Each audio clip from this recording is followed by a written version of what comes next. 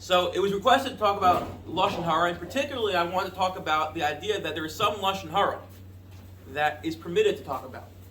That there's some, when it comes to Lashon Hara, it's complex, because you might think that the Chavetz Chaim, who is known to be the person who in past generations pushed this concept about not speaking Lashon Hara, not gossiping, was a very quiet person. You would think that Lashon Hara, if it's really that bad, you should never be able to speak it. Yet we know there's a concept called Toelis. Toelis is Lashon Hara, it's for a purpose. And Rav Moshe Sternbuch says that the area of Lashon Hara one should focus on most is this area of Toelis, because there are times when not speaking can lead to greater tragedy and greater harm than speaking, right? So it was requested that someone asked if I can speak with Lashon Hara, particularly focus on Toelis. I thought that was a very nice idea, because it's something that could really be halacha l'maisa. And again, halacha is a halacha. It's not like a nice thing to do, nice midos. This is a halacha. So in order to do that, we have to take a step back and discuss what exactly is the issue.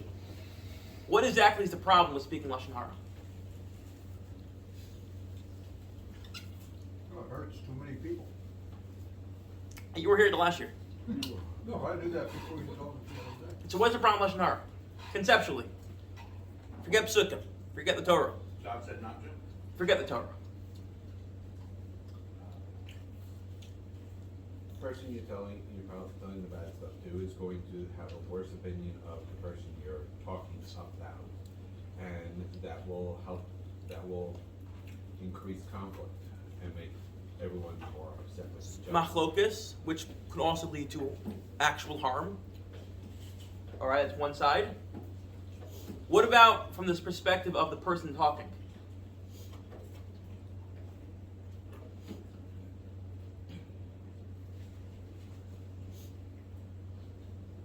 I'll put it this way. I think there's two ways to look at Lashon Hara. One can say the problem with Lashon Hara is it causes harm. Right? You talk about someone, you talk about people don't want to patronize their businesses, people think badly about them, it causes machlokas, it causes harm. The other side is to say, no, it's less about the harm and more it's a midos issue. A person who walks around talking Lashon Hara, it's bad midos. It's, we don't get angry, we don't scream and yell at people, we don't speak Lashon Hara. And this in particular is probably worse than those other ones. Lashon Hara, it's a midos issue. And then you get into a funny issue, territory of legislating midos. And can we legislate midos? And kind of maybe even Eitan's point, does the Torah aser things that are bad, or things bad because the Torah asers it? A little bit. That sort of question. Yes, Dan. I was going to say, it's sort of a Lashon Club for you, but for him, it's like there's a Greek play from Aristotle that discusses like exactly that, like what makes something. Correct. Like, this is like, what's the name of it? Yes, correct. This is like the virtue ethics. This is the question of virtue ethics. What's the play? I'll tell you, the Rambam said. The Rambam answered that. The Rambam thinks that we're going to sidetrack. The Rambam thinks the mitzvos that make sense, we don't do because they're just purely makes sense not to do. Right? Don't steal because the Torah, not because the Torah don't steal. Don't steal because it's a bad thing to do. Whereas don't eat treif because the Torah legislates it. But again, what I'm trying to get to it here is as follows. Maybe one can make an argument. The real problem with Lashon Hara, it's about the speaker. Yes, it may cause harm, but that's secondary. The speaker should not speak Lashon Hara, or listen. But it's more of a midos issue. Or one could say, no, the Torah is not going to legislate that so far, and therefore the issue really is just going to be on the harm. And this is going to have a real nafkamina in 1 second. Before we begin, let's begin. The Torah tells us, source number 1, do not be a talebearer, don't be a gossiper among your nations. And then the Torah says, Lo samid adam re'echa ani Hashem. Don't stand out your blood of your neighbor, as we spoke about a couple weeks ago, that the Gemara in Sanhedrin tells you, you're walking on the road, you see someone drowning, and you know how to swim, you can't say, let them drown. Lo samid adam re'echa, don't stand over your brother's blood, meaning, if you are able to, then you have an obligation to save someone's life. Why are these two in the same pasuk? Maybe there's a connection, maybe there's not. But the Torah tells us do not speak Lashon Hara, and for Eitan that is enough. The Rambam, if you look at the Rambam, we're not going to do it all inside, but the Rambam basically says, Ezu Rachel, what's a talebearer? What's someone who gossips? Zeh shetoin devar v'holech mizeh lezev omer kach omer ploni kach v'kach shemati al ploni. You start saying, what I heard about this person. This person told me about that person. Aval pishu emes harezeh mechareb es olam. Even though it's true. It destroys the world. And this gets a little bit to Yair's point. I have two things to say about this. People always wonder if it's true. So then, what's wrong with it? It's true. The guy may be a corrupt person. Why can't you walk around telling he's a corrupt person? One is, what does it do to society when people are always gossiping about others? It destroys society. People lose trust in each other. What happens? And we all know. We all encounter that person who likes speaking Lashon Hara. We know when they walk away from us, they're probably going to talk Lashon Hara about us. It just happens to be. It destroys the world. But I think there's two other issues with it being emes. One is I was once talking to someone, and they told me something about a certain person. It was true. And I admit, I believed it. And I realized the problem with Lashon Hara is that it's true. Because I was never able to look at that person the same again. It's true. And you know what? It had no toelis. It was okay, so the person acted a certain way. It had no ramifications on my life, but I was never able to look at that person again. So in a way, yes, being true makes it a lot worse. But also, I think this is also a very insightful point that Rabbi Feldman made in his book on Lashon Hara, and that's as follows. Oftentimes, it's only true to an extent, because we're all biased. The people telling us things are biased, and we only see half a picture. And perhaps part of the issue is we think it's truer than it really is. That we get half a picture. Someone says, oh, you know what so-and-so did? We get half the picture. And it's only half true. It's only half the picture. And that's why maybe it's worse, because when you think something is true, it's a lot more harmful than when you know something is false. When you think something is true, even though it's not true, it's a lot more harmful. That's what misinformation essentially is. So perhaps part of the reason why Lashon Hara, when it's true, is worse than when it's false, is because it really isn't totally true. But you think it's true, and it creates a false picture, a false narrative, and that's why it can destroy the world. The Rambam goes on, he really starts focusing a lot on the person who's speaking Lashon Hara. And it goes in the next halacha 2, he says, Chacham say there's three things that remove a person from this world, and then he says in Lashon Hara is connected all of them, and he says Lashon Hara kills the person who speaks it, the person who listens, and the person who it's talked about. And then he finally concludes, and he says, next to halacha, that's again, he's very much focusing on the person speaking it, and then he says to the point, Echanam is Saber Lashon Hara b'fnei chaver o shelo v'fanav b'saber dvarim sh'megorim im nishmo ish kipi ish lahazik chaver b'gufo o b'monu afil hatilo olav lido hari the Lashon Hara. And then he focuses again on the ramifications, on the harm done. So the Rambam kind of takes a hybrid approach of both on the person and the harm done. However, the Chafetz Chaim focuses very much on the first approach, on its bad midos. And this is what he says. This is, again, I didn't label the sources, I'm sorry. See the Chafetz Chaim under the Rambam? HaTorah HaKadosh Tzivaso Lo Seilech Rachel Ba'amecha. Do not be a talebearer walking among your people, says the Chafetz Chaim. The Gemara tells us, if a person has intention to do an Aveira, they go to sleep hoping the next morning they're going to wake up and go and rob TD Bank here on the corner. And their alarm doesn't go off, says the Gemara, God does not fault them. God does not hold it against them because God only judges you for your actions when your actions were negative. The opposite, however, is not true. If you intended to do a mitzvah and it didn't end up happening, God still gives you some sort of credit for it. Again, what this exactly means, I don't know, but what I do know is if you intend to do an Aveira and you don't end up doing it, yes, maybe you have to work on yourself, but God doesn't fault you for that. Says the Chafetz Chaim that is not true by Lashon Hara. Lo seilech rachel ba'amecha, do not be a talebearer, meaning someone who walks around, says, as the Rambam said earlier, which we didn't read inside, someone who walks from here to there, looking to disperse and to tell everyone the latest gossip, the latest news. The whole response is gam al halicha yesh is aser. Lo seilech, do not go, even on going, even if you do not actually tell Lashon Hara, the mere fact you were going to go tell Lashon Hara, that's a problem. Levad avon rechilas b'atzmi, beyond just the Aveira of rechilas, of the gossip, just going around and looking to gossip is also an Aveira. And why would that be? Why do you think that is? Why do you think that this is the one unique Aveira? That just looking to tell Lashon Hara, walking around looking for it, is itself an Aveira?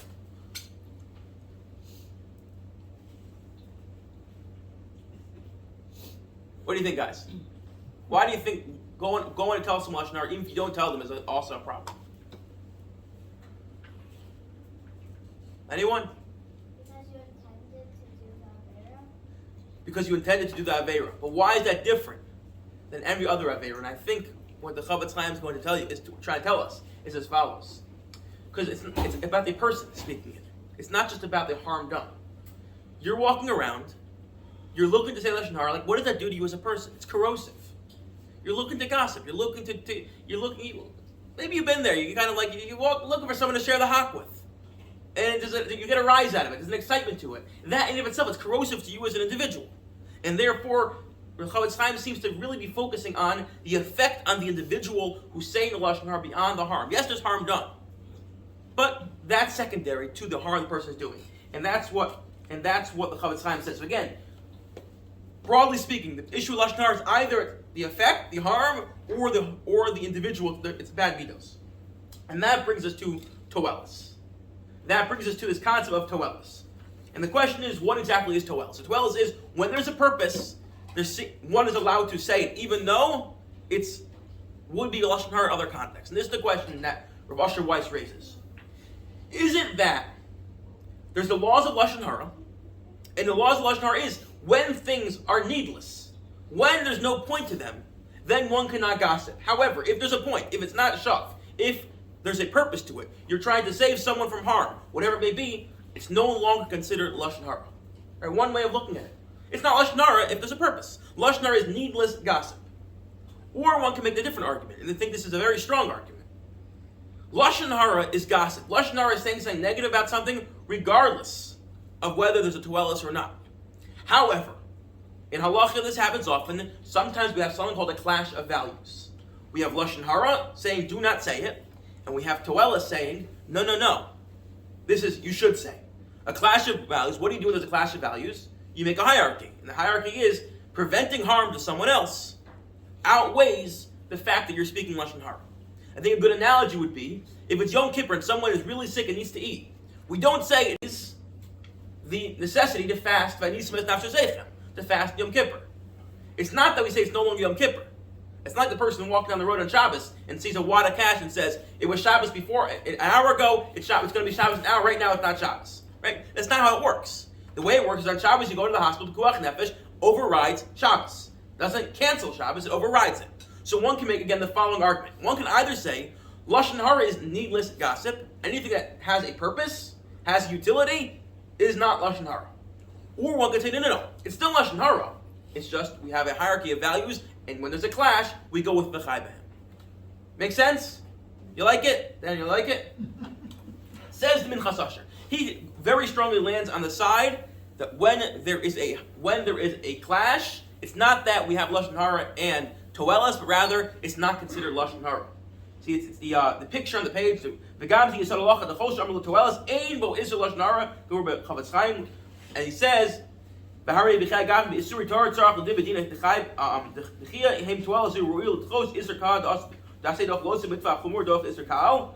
It's not because we push away Lashon Hara. El Yesoda Iser Totally B'Mida Ra. The whole idea behind Lashon Hara is it's a Mida Ra. It's a bad thing to do.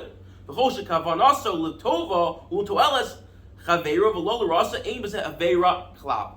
If it's about the Mida Ra, it's about a bad thing, bad evil gossip. It's shav. It's there's no necessity to it, so it's not Lashon Hara when there's a necessity. That's the approach of the Minchas Asher. However, the Chavetz Chaim takes a separate approach. The Chavetz Chaim says on bottom, and the Chavetz Chaim says in a couple places. The Chavetz Chaim is very clear. It's always Lashon Hara. It's just there's a hierarchy of values. There's a clash. There's a hierarchy of values, and this might explain the following case. You ready for this? You see the little asterisk below the Minchas Asher? The Chavetz Chaim says something very surprising, which everyone is kind of very, very perplexed about. If you're in a store. Let's say you go into a store and you see a person about to buy a product.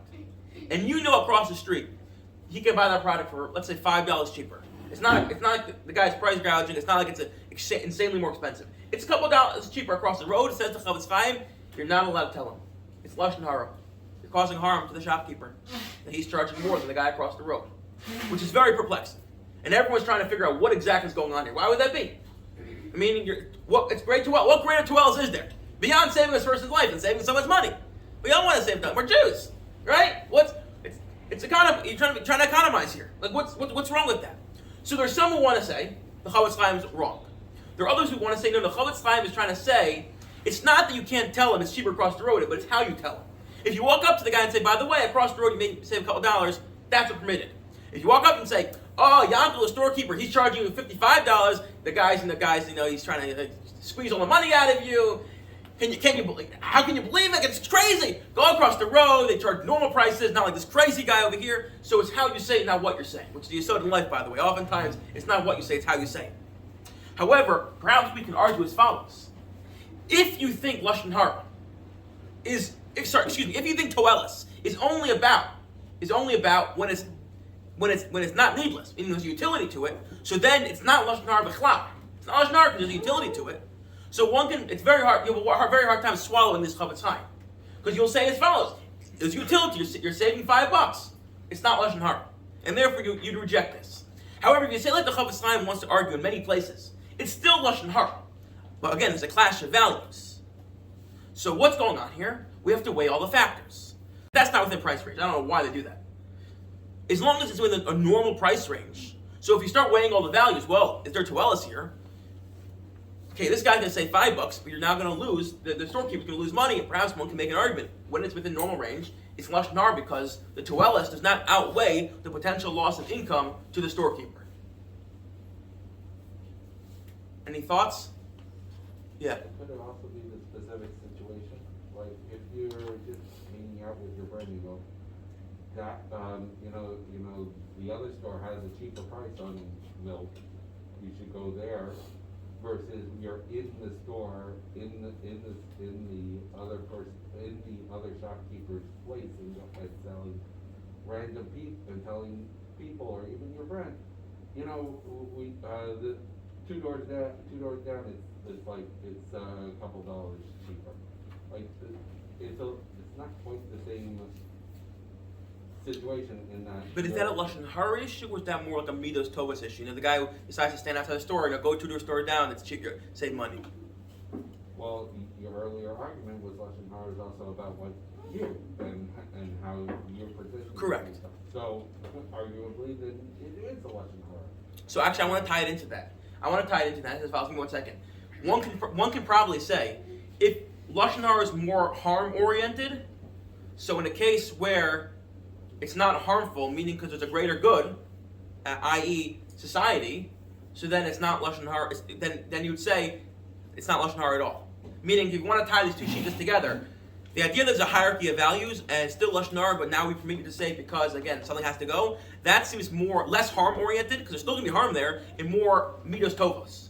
Whereas if you say, no, it's Lashon Hara, it's not Lashon Hara when there's a Toelis, that seems more harm-oriented, because the harm is not as great. Yeah?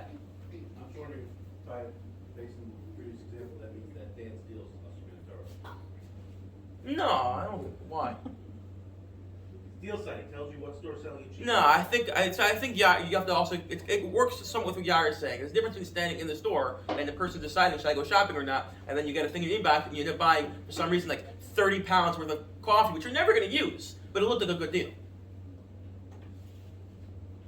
So then, go along these lines then, and keeping top of them. How do you fall in the Chaim Walder case? On the Chaim Walder case? Okay, great idea. So Chaim Walder. I wasn't going to discuss it, but I hope you all make conclusions. So one of the big things that came out was we can't discuss the Chaim Walder with Lashon Hara. Right? That's why we didn't reveal it. And I think it's very obvious right now. Well, if there's a Toelis, it ain't Lashon Hara. Or if Lashon Hara, but there's a greater value, and that is putting a murderer away. So, unequivocally, you report it, which is part of the reason why I want to discuss this. But I think once you're on the topic, and this is actually a very keen insight. We actually go back. I skipped it. You go back, and we can conclude with this, and that's as follows. The Netziv is baffled by our opening one of the opening things we said, and that's as follows. It says, "Lo seila bracha ba'amecha, lo saman al dam re'echa." Do not be a talebearer among your people. Do not stand in your brother's blood. What's the connection between the two? Why do you put it in the same pasuk? Says Netziv. Because if you want to take Lashon Hara so seriously, you're never going to say quote-unquote Lashon Hara, there are times you're going to end up standing on your brother's blood. You're going to say, I can't report him. How can I report him? It's Lashon Hara. You know what you just did? You stood on all the victim's blood. It's your fault. It says in the Tzif. Like, don't be so frum when it comes to Lashon Hara that you end up causing people's bloodshed. And it's not just bloodshed. The Tzif says also people lost to money, monetary loss. One other point, this is the Piskei Tshuva, he says, it's more prevalent than Lashon Hara. What is it? Someone who refrains from speaking when they should speak up. To to save someone's money when they should. You hear that? He says, worse than Lashon Hara is someone who does not speak quote-unquote Lashon Hara because they want to be extra from. How can I report it? How can I report him? When there's a Toelis, it's not that when there's a Toelis you have a heter, you're allowed to say it, but you have an obligation to say it. It's mandatory to say. And if you don't, it's an avon gadol than Lashon Hara. So when the Rambam says, greater than Shvichas Domim and Gilei Rayis and Avodah Zarah, Lashon Hara, says the Trumas Hadeshin, and even worse than that, is someone who's Menias Atzmo, the Daber, when there's a purpose to speak. And he gives an example. Derech Mashal Mi, Shiro Be'echot Shu Orev Al Chavero Arama Al Derech B'Midbar V'Harga. A person sees someone's waiting to ambush someone. O Shiro Choser Machteres B'Laila Beso. We see someone's going to rob someone's house. O B'Chasno Tichon Shivniyah L'Adi L'Chaver Sheyizar V'Men Mishum Istos Nar. A person's like, I can't tell so-and-so it's me ambushed. I can't tell so-and-so you're getting involved in the Ponzi scheme. Lashon Hara. Burning Man is a Jew. I don't want to speak Lashon Hara about the good guy. That's worse than Lashon Hara itself. That's what the Trumas Hadeshin says. So to answer your question, yes, you report it.